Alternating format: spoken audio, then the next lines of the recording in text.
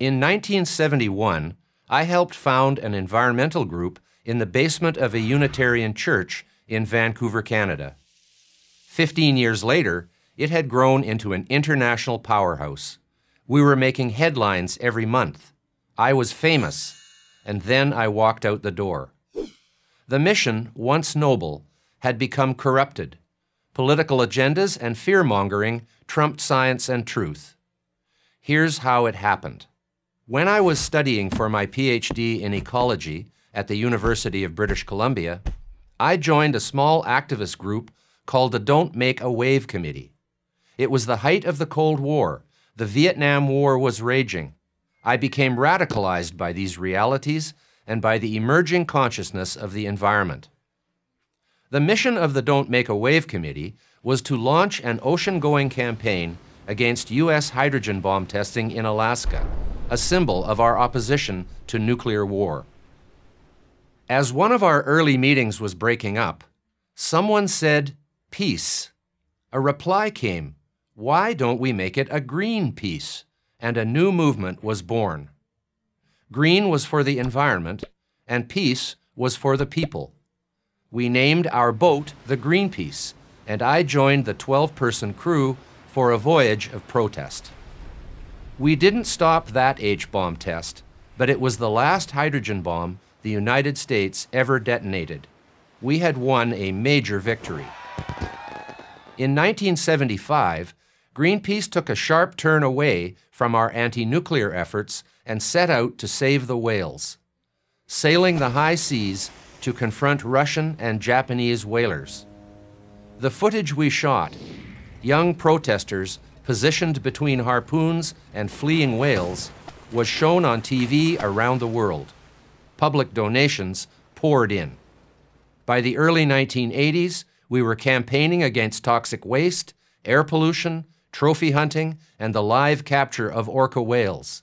But I began to feel uncomfortable with the course my fellow directors were taking.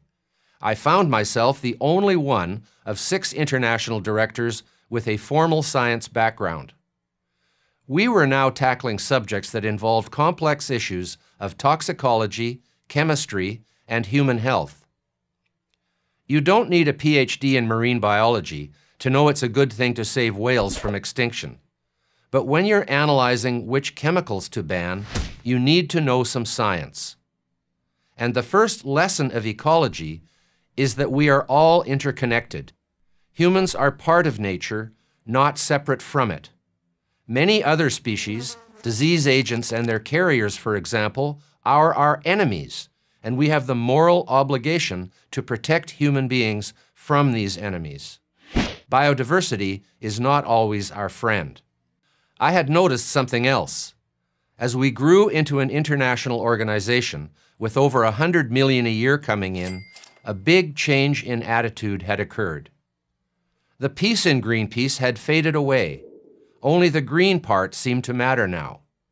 Humans, to use Greenpeace language, had become the enemies of the earth. Putting an end to industrial growth and banning many useful technologies and chemicals became common themes of the movement. Science and logic no longer held sway.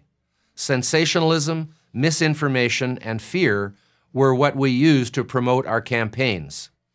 The final straw came when my fellow directors decided that we had to work to ban the element chlorine worldwide. They named chlorine the devil's element, as if it were evil. But this was absurd. Adding chlorine to drinking water was one of the biggest advances in the history of public health. And anyone with a basic knowledge of chemistry knew that many of our most effective pharmaceuticals had a chlorine component. Not only that, but if this anti-chlorine campaign succeeded, it wouldn't be our wealthy donors who would suffer. Wealthy individuals and countries always find a way around these follies. The ones who suffer are those in developing countries, people we're presumably trying to help. For example, Greenpeace has opposed the adoption of golden rice, a genetically modified variety of rice that contains beta-carotene. Golden rice has the potential to prevent the death of 2 million of the